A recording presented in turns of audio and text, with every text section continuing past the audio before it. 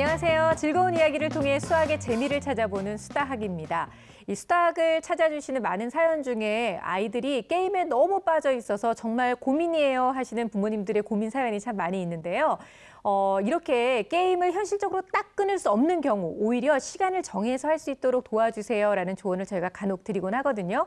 그런데 시간도 시간이지만 요즘은 게임의 종류가 너무 다양하기 때문에 어떤 게임을 할 수 있도록 지도를 해주느냐, 이게 바로 부모님들의 큰 고민거리가 아닌가 싶어요. 네, 아무래도 어떤 게임을 하면 좋을까라고 하면은 수학적 사고력을 좀 팍팍 올려주는 그런 네. 게임을 아이들에게 권해주고 싶잖아요. 그런 게 있긴 있는 건가요? 그렇죠, 그렇죠. 이게 지금 뭐 게임 하면은 스마트폰 게임을 많이 생각을 하실 텐데 그것보다는 좀 오프라인에서 가족들과 함께 할 수 있는 보드 게임을 좀 추천하고 싶어요. 네. 직접 만지면서 보고 또 생각할 수 있는 그런 게임이 있는데 그러면서 이제 어떤 수학적 원리가 들어있나 이런 것도 생각해보고 같이 이야기 나누고 그런 것도 굉장히 좋은 거죠. 그래서 제가 네. 아이들이 굉장히 좋아하는 엄청난 게임을 하나 가져왔습니다. 진짜요? 게다가 수학 원리가 이만큼 숨겨져 있고 오. 수학적 사고력도 이만큼 키워줄 수 있는 엄청난 게임인데요. 네. 뭘까요?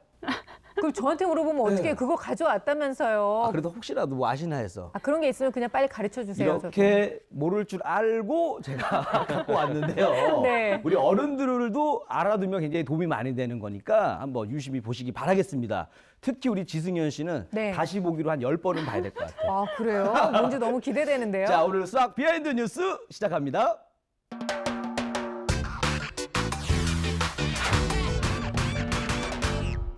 여러분, 놀고는 쉽고 공부하기는 싫은데 부모님은 계속 공부하라고 하셔서 힘드셨죠? 그래서 제가 여러분에게 공부에 도움이 되는 그런 게임을 알려드리려고 합니다. 기대되시죠? 언제나 여러분을 생각하는 제가 준비한 오늘의 주제, 머리가 좋아지는 게임! 그것은 바로 바둑입니다. 자, 바둑이란 얘기를 듣고 에이 뭐야 하시는 분들도 있을 텐데 이 바둑이 말이죠. 수학적 사고력을 키우는데 굉장히 많은 도움을 주는 게임이라고 합니다.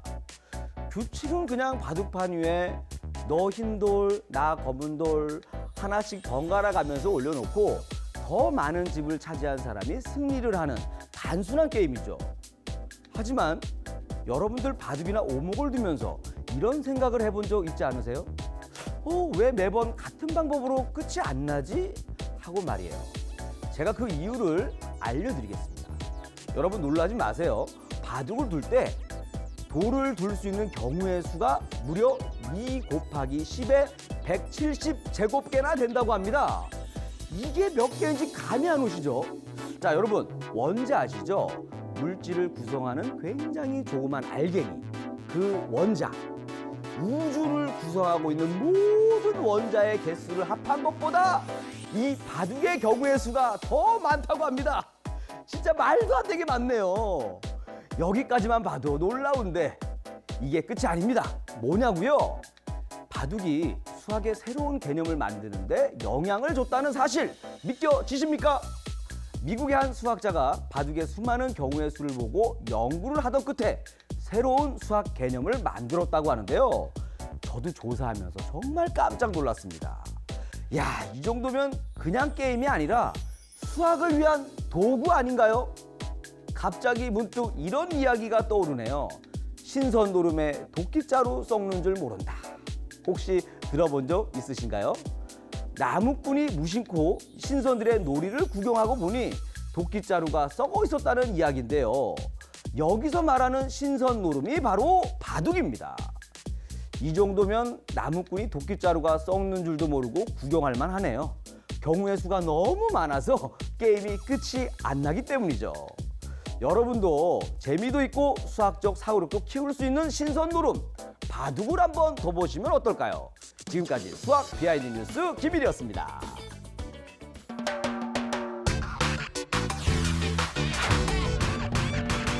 네, 오늘 수학 비하인드 뉴스에서는요, 게임과 수학에 관련된 이야기를 나눠보려고 합니다. 사실 게임을 하면 수학을 못하게 되는 거 아니야? 이렇게 연관성을 저희가 항상 그렇게 지었었는데 오늘은 좀 다른 얘기예요. 바둑 얘기를 해줬잖아요. 이 바둑이란 건 사실 경우의 수가 너무나 많기 때문에 늘 항상 똑같은 그런 게임을 찾기 굉장히 어렵다고 제가 들었거든요. 상대방의 생각에 따라서 또 많이 달라질 수도 있고요. 그래서 제가 지승현 씨한테도 많이 권했던 거예요. 아. 이거 하면 생각이 많아져. 아니 근데 본인은 할 줄 알아요? 나 너무 궁금하네. 저는 예전에 학교 다닐 때 네. 특별 활동으로 그 바둑반에 들어갔었어요. 오, 아니 근데 바둑반에서도요 이렇게 나뉘어요 부류가. 바둑을 진지하게 두는 파하고 네. 알까기만 하는 파하고. 그렇죠. 저는 이제 바둑 그 부 안에 또 알까기 부를 따로 그러니까. 만들어서 예. 거기서 이제 선수로 활동했었습니다. 분위기를 흐리는 그런 쪽이잖아요. 근데 이제 그 바둑이요. 사실 그 엄마들 중에서는 나도 좋은 거 알겠어. 근데 내가 못 두다 보니까 너무 부담스럽다 이런 분들이 계시거든요. 맞아요. 그럴 때는 이 알까기는 도움이 안 되지만 이 자매품으로 있는 오목은 도움이 굉장히 많이 돼요. 그렇죠. 네, 오목도 이 수학적 사고력을 팍팍 올려주는데 제가 이 오목도 굉장히 많이 뒀거든요. 네. 그래서 제가 코가 오목해졌잖아요. 오목해졌죠. 아유 세상에. 코가 오똑해져야 되는데 오목해져서 오목을 많이 어떡해요. 둬가지고 아유, 바둑을 안타깝다. 뒀었으면 오똑해졌죠. 네. 근데 오목 정도면 얼마든지 엄마들이 시도를 해볼 수 있을 것 같은데요. 가로, 세로 19줄이다. 그러면 경우의 수가 얼마나 나올 수 있는 거예요, 선생님? 저는 복잡해서 제가 계산하진 않겠습니다. 경우의 수가 굉장히 많이 나오는데요. 네. 간단하게 이제 시작을 해보면 가로, 세로 이제 두 줄씩 있는 거, 이제 점이 4개 있는 경우만 생각을 해보면 우선 검은 돌 두는 경우, 그리고 점 하나예요. 흰 돌 두는 경우, 그리고 안 두는 경우 이렇게 3가지가 있으니까 그렇죠. 3, 3, 3, 3, 3의 4제곱까지, 즉 와. 81가지가 우선 가능해요. 그런데 바둑은 19이거든요. 19줄, 19줄. 그러니까 그 격자점이 19 곱하기 19, 즉 361개가 있어요. 가능해요. 그러니까 계산을 해보면 3에 361제곱까지가 둘 수가 있는 거예요. 그런데 사실 바둑은 그 규칙이 있어서 남의 집에다 그 돌을 둘 수가 없기 때문에 그렇죠. 그 착수 가능한 것까지 이제 계산을 해보면 그거보다는 좀 적어집니다. 즉 아까 그 81개라고 했지만 사실 네. 57개 둘 수 있어요. 바둑의 규칙상. 그리고 아까 얘기한 3에 361가지라고 하지만 거기 바둑을 둘 수 있는 경우의 수는 그거보다는 좀 작아요. 1.2% 정도 되는데 2 곱하기 10에 170제곱. 그러니까 간단하게 생각하면 숫자를 몇 개를 써야 되냐면 171개를 써야 돼요. 쭉 이 앞자리가 2자고. 그러니까 어마어마하게 큰 수죠. 그러니까 우주의 원자계 수보다 많다고 한 이리 씨의 말이 이제 이해가 될 법한 얘기가 되는 거죠. 네. 예. 그게 사실 또 이런 이 바둑에 워낙 많은 이 경우의 수 때문에 수학자들이 연구를 했습니다. 그러니까 유명한 수학자 중에 이제 예를 들자면 존 코네이가 자 바둑을 두다가 몇 수합까지 예상하면서 두게 될 경우 그 경우의 수는 대체 얼마나 될까 그렇죠. 이런 걸 생각을 하다가 연구해서 만들어낸 수학 개념이 바로 초현실수라는 그런 개념도 있거든요. 이렇게 게임을 넘어서서 이 다양한 경우를 연구하다 보니까 수학적인 연구 어떤 과제를 이끌어내는 그런 게임이 될 수 있습니다. 네. 그렇군요. 네, 이렇게 매력적인 바둑이다 보니까 존 코네이 교수뿐만 아니라 많은 수학자들이 관심을 가지고 또 연구를 했는데요. 미국 버클리대 수학과 교수인 어린 벌링카프는 수학에서 기대값을 구하는 방식을 통해서 바둑에 대입을 하고 이래서 바둑의 끝내기 공식을 만들게 되는데요. 네. 그래서 우리가 이런 표현을 하잖아요. 신의 한 수다. 네, 그런 것 같고요. 그 이세돌과 대결한 인공지능 컴퓨터 알파고 다들 이제 흥미롭게 보셨잖아요. 네. 이때 이 알파고가 수많은 데이터, 그 빅데이터를 분석하면서 계속 학습을 했는데 이세돌이 한 번 이겼어요. 그렇죠. 그때 이제 이세돌이 놓은 이 수가 알파고의 데이터를 벗어난 그 경우의 수를 벗어난 경우였던 거죠. 네. 그러다 보니까 와 바둑의 경우의 수는 정말 많다. 그러니까 바둑을 하게 되면 수학적 사고력도 어느 정도 증가가 할 것이다. 이런 생각을 할 수 있는 거죠. 그러니까 알파고를 이기려면은 네. 걔가 예상 못한 수를 두면 되겠네. 그러니까요. 내가 이길 수 있겠네, 오히려. 그게 어려운 거라고요. 그렇게 만만한 게 아니에요. 근데 진짜 선생님들 얘기를 들으니까 이리 씨가 저보고 지금이라도 배우라고 하는 게 이해가 돼요. 가슴에 그럼요. 탁 와닿는 것 같아요. 머리가 진짜 좋아질 것 같고 지금이라도 늦지 않았으니까 다들 한번 좀 시작해봤으면 좋겠습니다. 근데 동양에 만약에 바둑이 있다면 서양에는 체스가 있잖아요, 선생님. 둘이 굉장히 비슷한데 또 다른 구석도 많이 있어요. 그렇죠.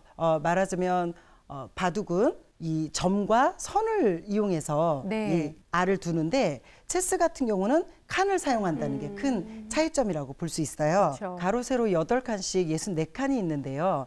그러니까 말들마다 움직이는 규칙이 서로 다르단 말이죠. 그렇죠. 그러다 보니까 이 움직일 수 있는 방향과 거리는 정해져 있고 그리고 칸은 한정적이다 네. 보니까 이 말을 한번 둘 때마다 깊이 고민을 할 수밖에 없겠죠. 그래서 역시 체스도 수학적으로 많은 사고력을 요하는 보드게임이라고 볼 수 있습니다. 네.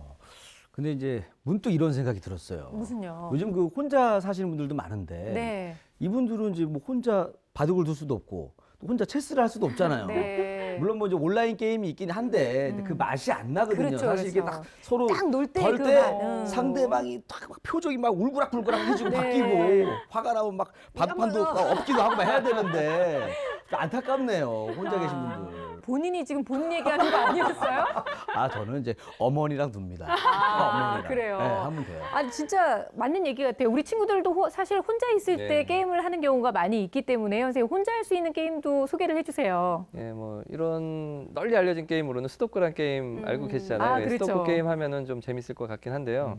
스토크 게임은 이제 단서가 주어졌을 때 예, 숫자가 몇 개 이렇게 보이고 빈 공간이 있습니다. 보통 많이 알려진 게 9 곱하기 9 게임인데 숫자가 몇 개, 좀 더 몇 개 많이 있는 게 있고 좀 적게 있는 게 있는데 많이 있으면 어떨까요? 그래서 유추가 좀 더 쉽겠죠. 그러니까 숫자가 적으면 적을수록 유추하기가 좀 어렵고요. 그래서 출제자들과 예, 푸는 사람들과의 어떤 머리싸움이라고 생각할 수 있는데 네. 출제자도 엄청 많은 고민을 해야 되죠. 어떤 걸 빼야 되는 것이 또 문제를 풀어야 하는 조건은 맞아야 되면서 그래서 이런 연구들을 과연 그 숫자를 몇 개를 주는 것이 가장 최소 조건이 될 것이냐 이런 연구를 한 사람이 있는데 그분이 아일랜드의 수학자 게리 맥과이어입니다. 숫자를 16개만 써주면 이 답이 여러 개가 나올 수가 있다는 거예요. 그래서 그것을 이제 어떻게 찾아냈냐면 경우의 수를 찾아보니까 어마어마해요. 그 숫자가 6 곱하기 10의 21제곱 이런 어마어마한 그 경우가 나오는데 이거를 일일이 단순하게 슈퍼컴퓨터로 계산을 하면 700만 시간이 걸린대요.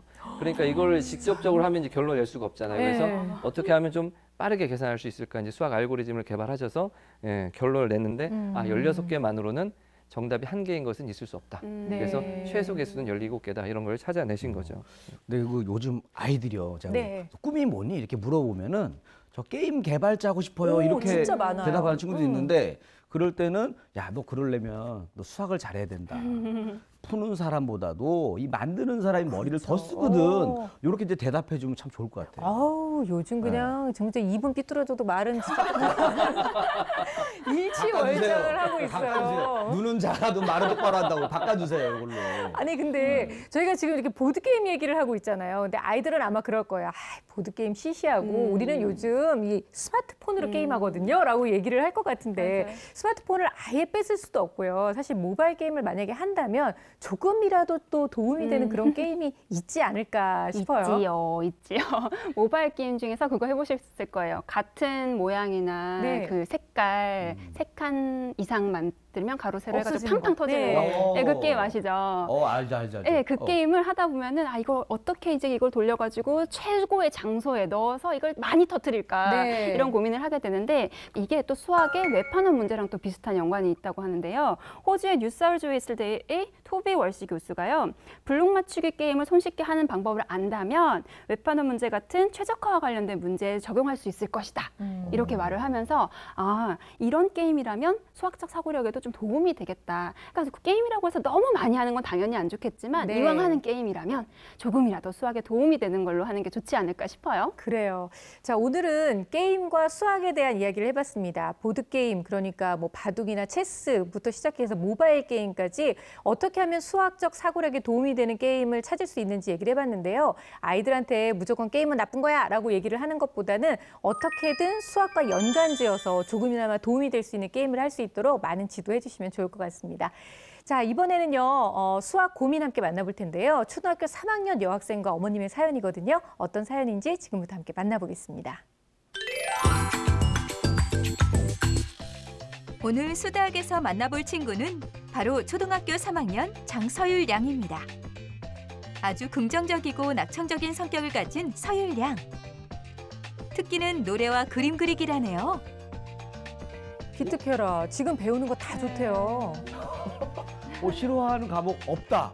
와, 자신감이 느껴집니다. 아니 없다. 더한 자신감 있잖아요. 수학 재미있고 나 스스로 잘하고 있는 것 같다. 수학에 대한 흥미가 굉장히 많은 아이 같아요. 오늘 정말 기대되는데요. 어떤 모습일지. 야. 싫어하는 과목이 없을 만큼 자신감이 느껴지는 서유리의 수학 고민은 무엇일지 알아볼까요? 다양한 예체능을 배우며 하루를 바쁘게 보내고 있는 오늘의 주인공 서유리. 학교에서 배운 리코더는 물론 피아노와 그림 그리기, 수영 등 평소 여러 가지 예체능에 관심이 많다고 합니다.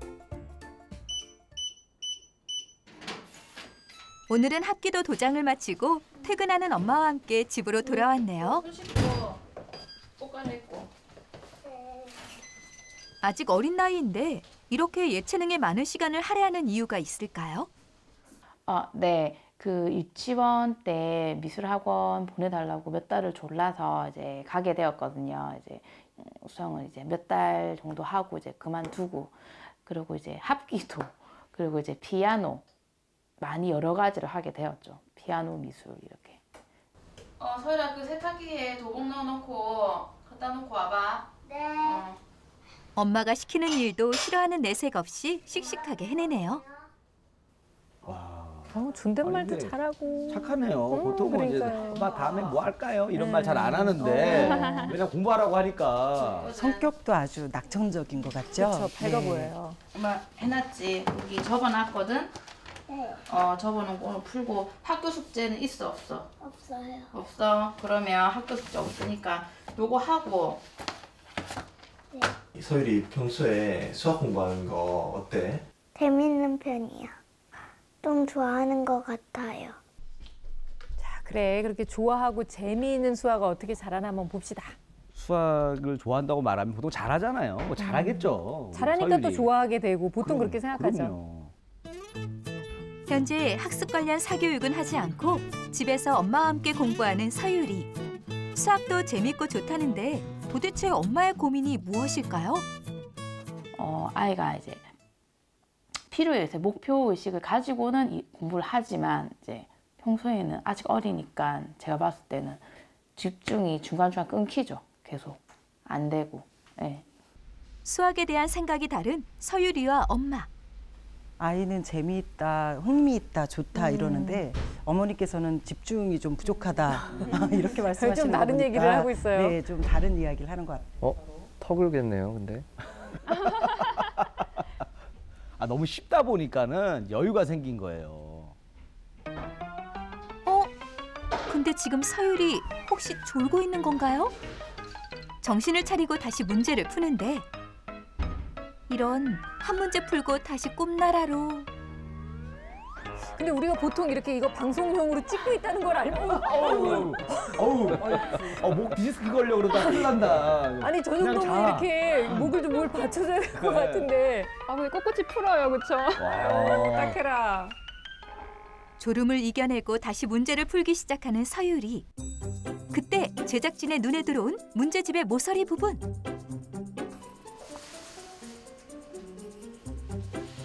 가위로 오린 것 같은 모습인데요.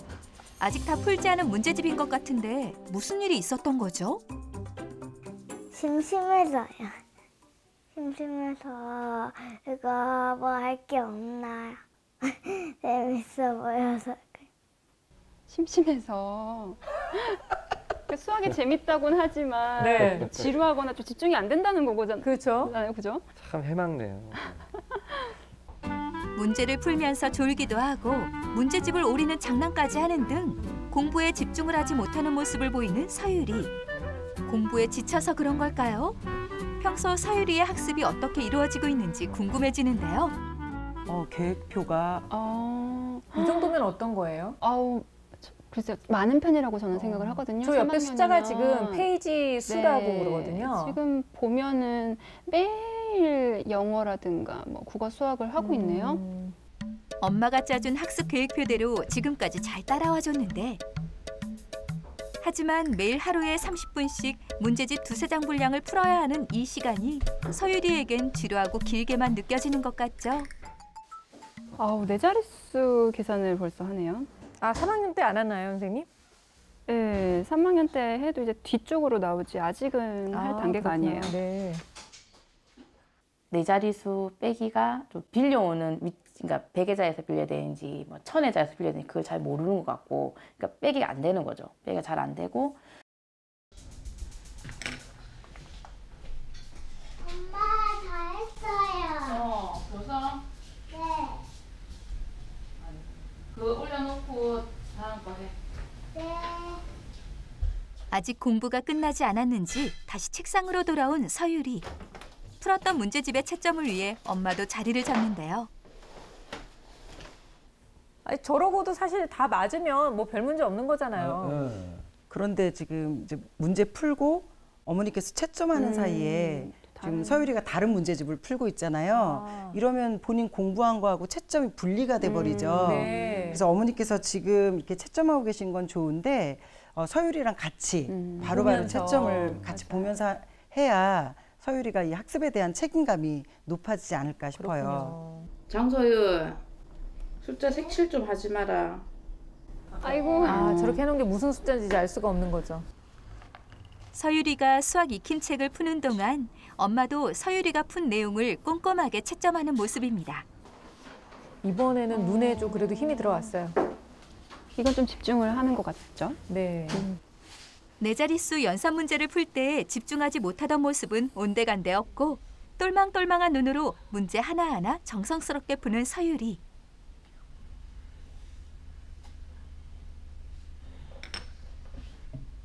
드디어 오늘의 공부가 끝난 걸까요? 엄마 다 했어. 다 했어요. 이거 빼먹지 마. 네. 어? 서유리와 꼭 붙어서 이게 틀린 네 자릿수 연산 문제를 하나하나 설명하기 시작하는 엄마. 맞지? 167. 그러면 이거 맞아. 그럼 9에서 6을 빼면 어머니가 3이잖아. 지금 설명을 일을 더 못 하면 해주시는 건 아닌데 근데 여기 아이가 과연 잘 알아들을까라는 의문은 좀 들어요. 이게 뭐야 하고 물어보시는 게 아니라 어머니가 다 혼자 풀고 계셔서. 얘에서 빌려줘야 100회자리에서 빌려줘야지 왜 1000회자리에서 빌려줘. 만약에 1000회자리에서 빌려줬다 하더라도 맞지? 근데 이거 안 되지. 계속 이거 틀리지. 근데 뒤에 거는 요쪽을 안 봤어. 그러니까 네가 보고 다시 해와. 틀린 것도 다시 해와. 네. 아유, 어떡해. 아까 졸면서 한 거 다시. 처음부터 다시 푸는 거나 마찬가지인데요. 아니, 차라리 자고 다시 할 걸 그랬어요, 그냥. 그러니까. 오답이 많은 탓에 채점을 끝까지 하지 않아 다시 풀어야 하는 상황. 문제집을 보니 맞은 부분도 있지만 그만큼 틀린 부분도 눈에 띄는데요. 집에서 학습을 할 때 세 자릿수 연산을 곧잘 했던 서유리라 네 자릿수 연산까지 학습을 이어갔다는 엄마. 하지만 지금은 네 자릿수 연산을 버거워하는 서유리 때문에 고민이라고 하네요. 게다가 학교 성적표에도 잘함과 보통이 섞여 있는 상태. 그런데 엄마의 고민이 하나 더 있다고요?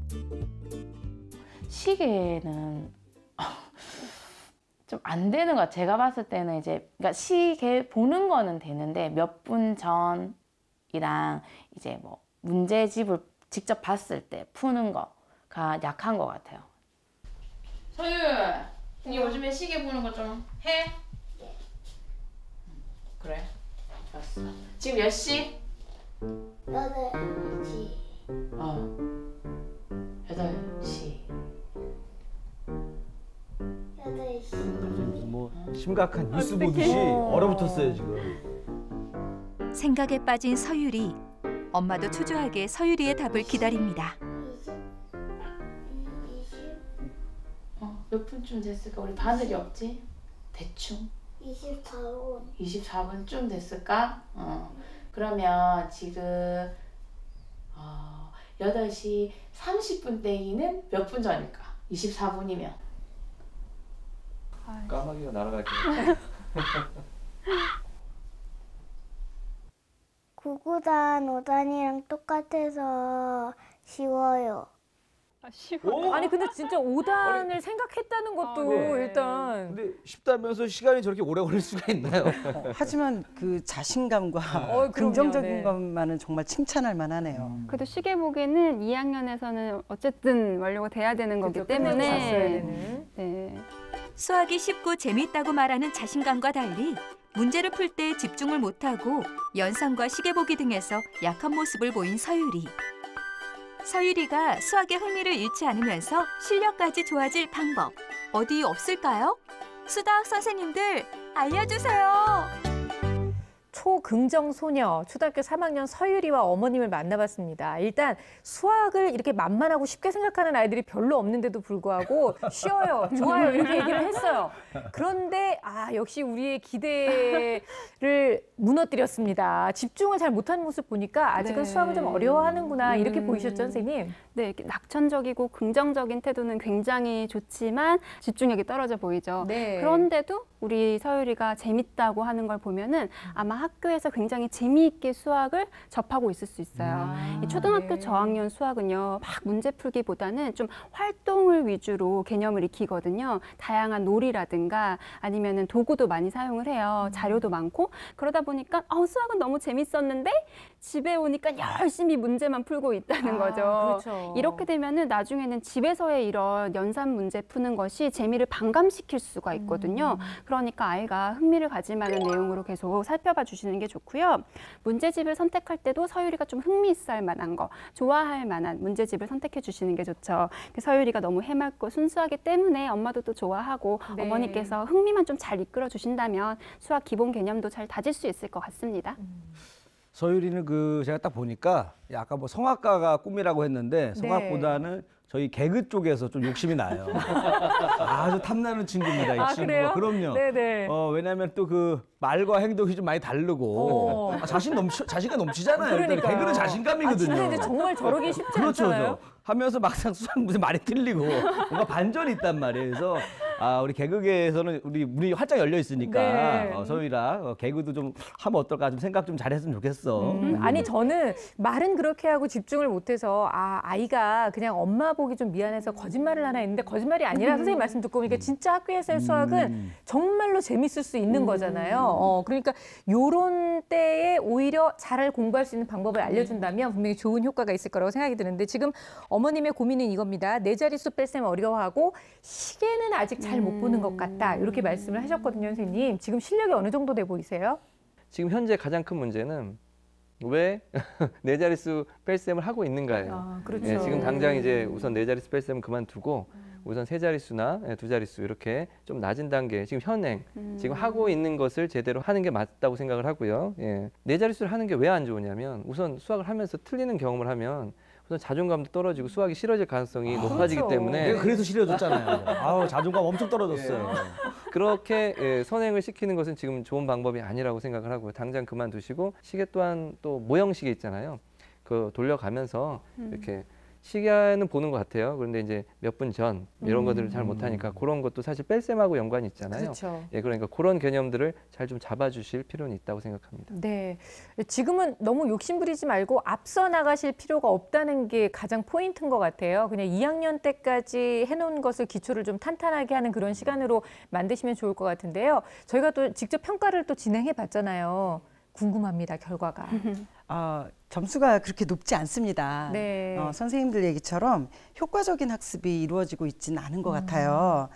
서유리가 지금 공부하고 있는 학습지가 서유리한테 지금 맞는 수준인지 그걸 먼저 점검을 좀 해보실 필요가 있어요. 그래서 풀이 양은 수준에 맞추어서 좀 줄여주시고 또 본인이 관심 있어하는 문제집은 열심히 푸는 모습 보이잖아요. 그래서 이런 부분들을 교과 학습하고 연결시키면서 균형 잡힌 문제풀이를 하면 훨씬 도움이 될 것 같아요.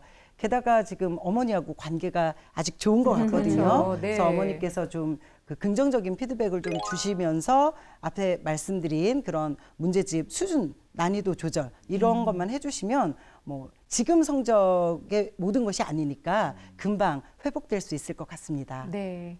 뺄셈과 같은 연사 문제 그리고 어머니께서 걱정하신 시계 문제를 좀 틀렸습니다. 예, 그런 것들도 시계 보는 것뿐만이 아니라 뭐 전이나 이런 것뿐만 아니라 문제도 좀 틀리고 있으니까 다시 한번 시계 공부를 좀 더 하는 게 좋겠고요. 또 도형 문제도 좀 틀렸는데 이게 삼각형의 아닌 이유를 쓰시오 했는데 이런 건 기본 개념 문제거든요. 그렇죠. 그러니까 예. 사실 제가 옆에 있었으면 아마 반듯하지 않고 뾰족하지 않습니다. 이런 말들에 대해서 아 그래 모양을 설명하라는 모양은 잘 설명했어. 그런데 여기서 원하는 것은 세 개의 선분이 있고 세 개의 꼭지점이 있고 이런 것들의 그 앞에 써 있는 그 정의 필요한 용어와 필요한 단어들을 써라는 건데 그런 것들에 대한 개념이 아직 안 잡힌 것 같습니다. 그리고 문제를 아예 자체를 이해 못해서 틀린 것도 꽤 여러 개 됩니다. 그래서 엉뚱한 답, 도대체 이게 어떻게 나왔는지 잘 이해가 안 되는 네. 답을 보면서 어떻게 이렇게 된 거지?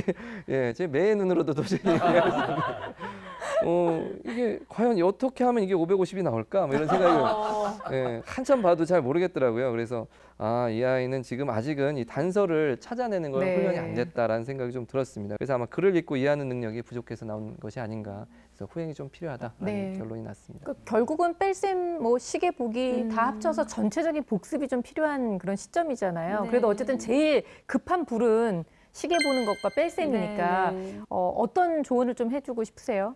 제가 봤을 때 그 뺄셈을 설명해 주셨잖아요. 네. 틀린 문제를 설명해 주셨을 때 이게 이제 받아내림이 있는 뺄셈은 어른이 이해한 방식으로 아이에게 설명을 하게 되면 아이는 이해를 할 수가 없어요.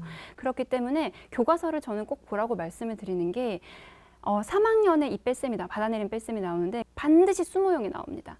수모형이 낱개 모형, 1의 모형, 그다음에 이걸 10개 쌓아서 10의 모형, 그다음에 이걸 100의 모형으로 해가지고 낱개 모형 2개에서 3개는 뺄 수 없으니까 10의 모형을 풀어요. 10개를 풀어서 이거 빼내고 이런 걸 하거든요. 네. 반드시 그 작업 후에 그다음에 이론으로 들어가야지 그렇지 않으면 아이들이 헷갈릴 수가 있죠. 그러니 어머니께 꼭 이 수모형을 한번 이용해 보시라는 이야기를 하고 싶고요. 시계 같은 경우는 선생님 말한 것처럼 그 모형, 시계 모형을 가지고 돌려보고 15분 앞으로 해보고 뒤로 해보고 이런 작업이 필요합니다. 이게 이제 모형이 끝나면 이제 시계를 그려서 눈으로 확인할 수 있게 한번 해보고요. 또 현실 상황에서 2시 반까지 해 이런 말보다는 3시 30분 전까지 한번 해봐 이렇게 적용을 해보는 것도 괜찮죠. 네. 그렇게 얘기하면 엄마랑 사이가 또 나빠질 것 같아요. 엄마 왜 나한테 어렵게 얘기하냐.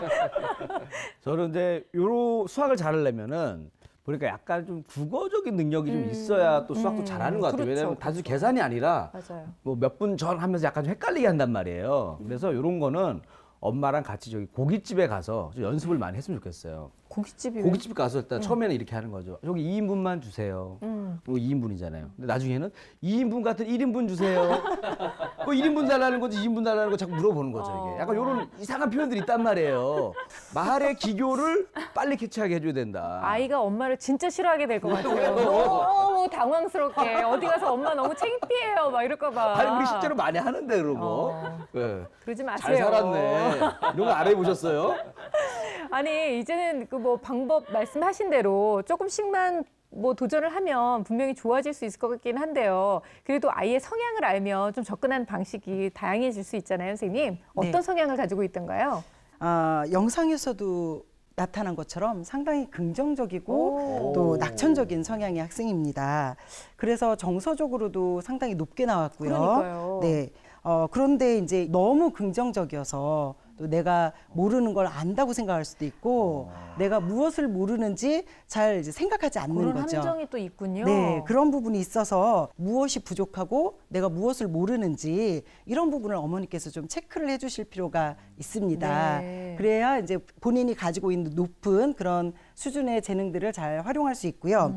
집중력도 가지고 있는 집중력은 좋아요. 문제풀이 할 때 보셨다시피 엉덩이 들썩들썩 안 하고 안 하잖아요. 네. 앉아서 쭉 하잖아요. 그런데 아무리 집중력이 높아도 내가 할 수 없는 걸 하게 되면 집중력이 흐트러질 수밖에 그게 없어요. 아까 네 자릿수 뺄셈 같은 거죠? 네. 그래서 그럴 경우에는 뭔가 다른 재밌는 걸 찾는 거예요. 그러다 보니까 졸기도 하고 문제집에 색도 칠하고 그래서 네. 산만한 것처럼 보일 수가 있는 거죠. 하지만 가지고 있는 재능은 집중력이 좀 있는 친구다. 네. 그래서 본인이 책임지고 그 시간에 할 양을 충분히 해낼 수 있는 그런 학생이다라고 볼 수 있습니다. 그리고 시간 관리 같은 경우도 지금 높은 편이에요. 어머니가 이렇게 지적 해주신 그런 시간을 잘 따르고 있잖아요. 그런데 이제 학년이 높아질수록 이렇게 수동적으로 어머니가 해준 시간보다 본인이 계획한 그렇죠. 그런 시간을 활용할 수 있도록 해주면 고학년 올라가서 훨씬 더 도움이 될 것 같습니다. 그런데 지금 학습 기술에서 지금 수업 집중을 상당히 잘 하거든요.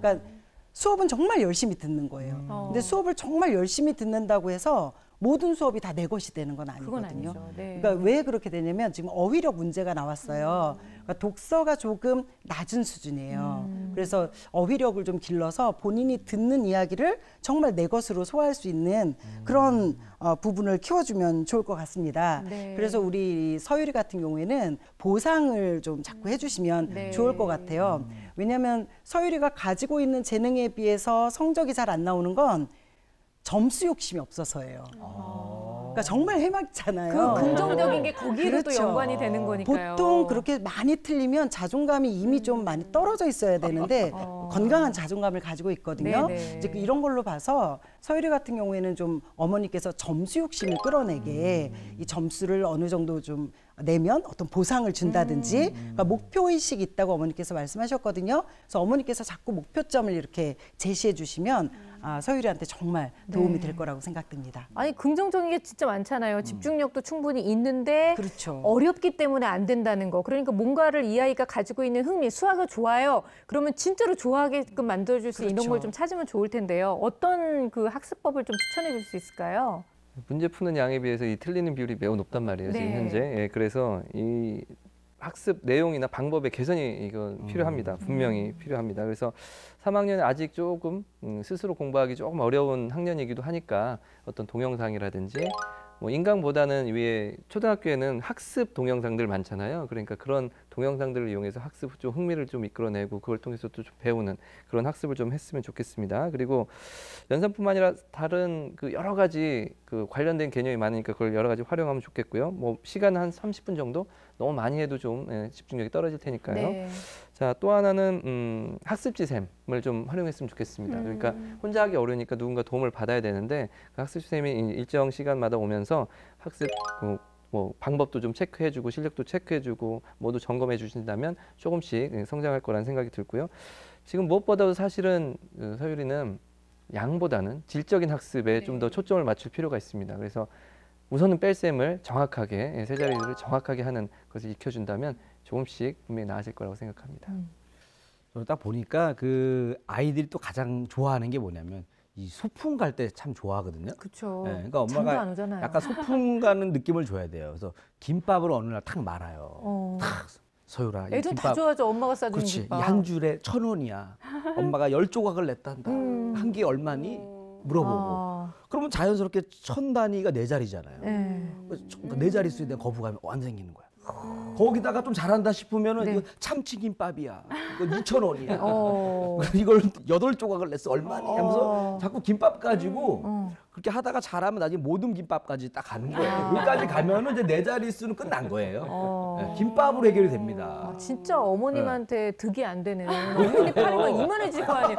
그 김밥 싸는 게 그렇게 쉬운 게 아니에요. 아니, 만만하지 아예 않아요. 다 교육적으로 도움이 되는 거니까 네. 또 먹는 게 남는 거니까 최소한 이해를 그러네요. 못하더라도 그냥 한 끼 잘 때웠다 즐거웠지 그럼 이렇게 되는 거예요. 근데 좀 간단한 걸로 하면 좋겠네요. 근데. 저는 응원합니다, 이리 씨. 네. 괜찮았어요? 저는 응원해요. 역시 이게 수학은 문제만 푼다고 되는 게 아니라 정말 이 생활에서 수학적 사고력을 탁 건드려주는 이런 그렇죠, 자극이 그렇죠. 필요하거든요. 그래서 어머니께서 이런 흥미를 좀 건드릴 수 있는 게 뭐가 있을까 생각을 해보면 놀이 네. 수학이 떠올라요.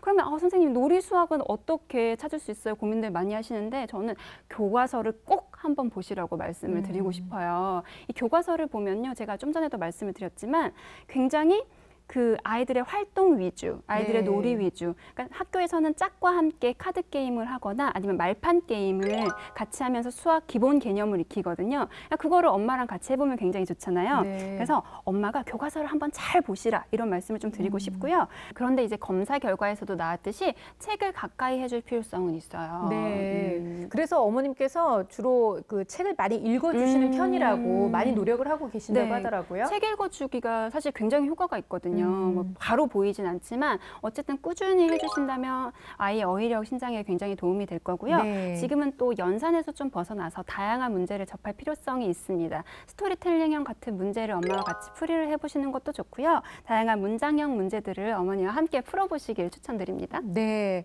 이뿐만이 아니라 어머님이 또 도와주실 수 있는 일들은 훨씬 더 많이 있을 것 같은데요. 어떤 면을 좀 챙겨주시면 좋을까요?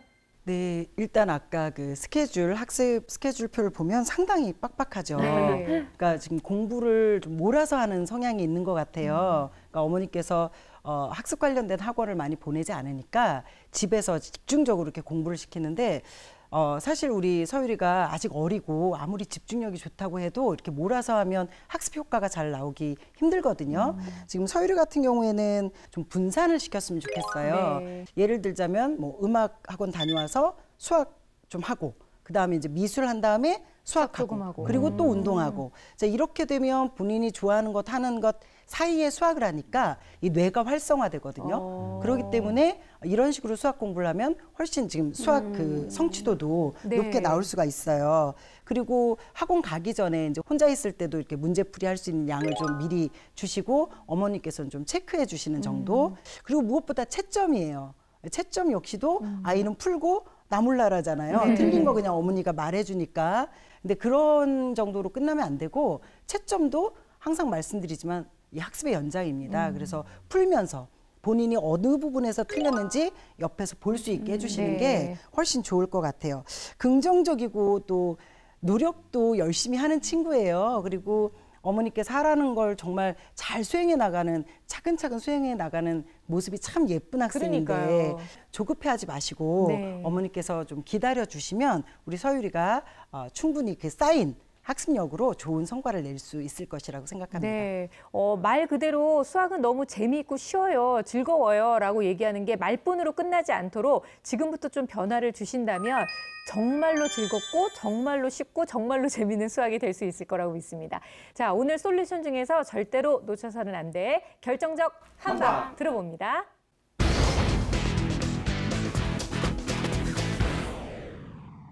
제 결정적 상방은 단기 목표를 잡아라입니다.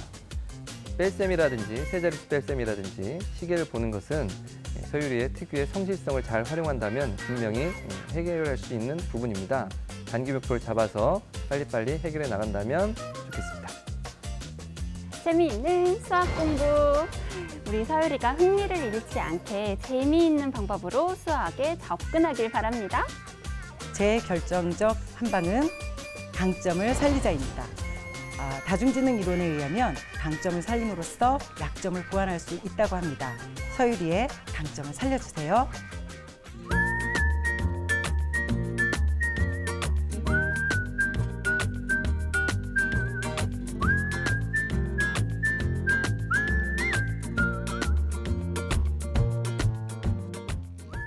자, 우리 이리 씨는 또 어떤 결정적 한방을 준비했나요? 네, 서유리를 위한 제 결정적 한방은 바로 이겁니다. 짠! 돈? 돈으로 해결하겠습니다. 오, 서유라, 얼마면 되겠니? 얼마면 되는데? 근데 액수가 조금, 네. 액수가 잘 보세요. 의미가 있습니다. 아, 그래요? 네 자릿수예요. 아. 서유리가 이 네 자릿수 계산이 좀 약하잖아요. 약한데 사실 이 돈은 좀 부담이었거든요. 그건 맞아요. 1,000원을 네. 줘도 어디 가서 살 게 없어. 그러니까 점점 만만해져요. 아. 만 단위로 빨리 가고 싶어져.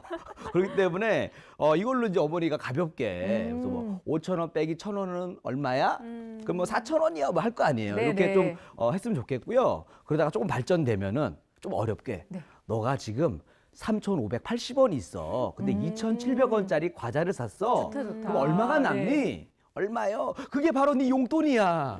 하면서 엄마가 주는 거예요. 이렇게 하다 보면 재밌게 공부도 하고 뭔가 이 수와 돈이 연관이 되면서 네. 나중에 굉장히 그 가계부 같은 것도 잘 쓰지 않을까 이런 생각을 합니다. 서유라, 이렇게 해서 네 자릿수가 다 끝나면 이리 아저씨한테 연락을 하도록 해. 그럼 아저씨가 이제 만 단위로 넘어가면서 10,000원과 50,000원을 이렇게 해서 또 주는 거죠? 그렇지. 그것도 좋지만 복습 개념으로 세 자릿수. 500원, 100원. 요것도 한번 다시 한번 복습을 하고 넘어가자. 쪼잔하다, 쪼잔하다. 아유. 우리 서유리는요, 일단 긍정적이고 또 수학을 좋아한다는 마음을 갖고 있는 것만으로도 그 어떤 누구보다 큰 자산을 갖고 있다고 생각해요. 이 마음 변함없이 가져갈 수 있도록 어머니께서 아이가 좀 더 편하고 또 즐겁게 공부할 수 있는 방법을 좀 제시해 주신다면 얼마든지 좋은 효과를 볼 수 있을 거라고 믿습니다. 자, 오늘 서유리의 얘기를 들으면서 아마 좀 초등학교 저학년 학생들을 키우시는 어머님들한테 큰 도움이 되지 않았을까 싶은데요. 저희 수다학은 다음 주에도 여러 가지 이야기를 또 준비해서 찾아오도록 하겠습니다. 수다학에 궁금한 점 있으시거나 또 수학 고민 있으신 분들 저희 게시판을 통해서 여러분들의 사연 많이 남겨주시기 바랍니다. 저희는 다음 시간에 다시 찾아올게요. 고맙습니다.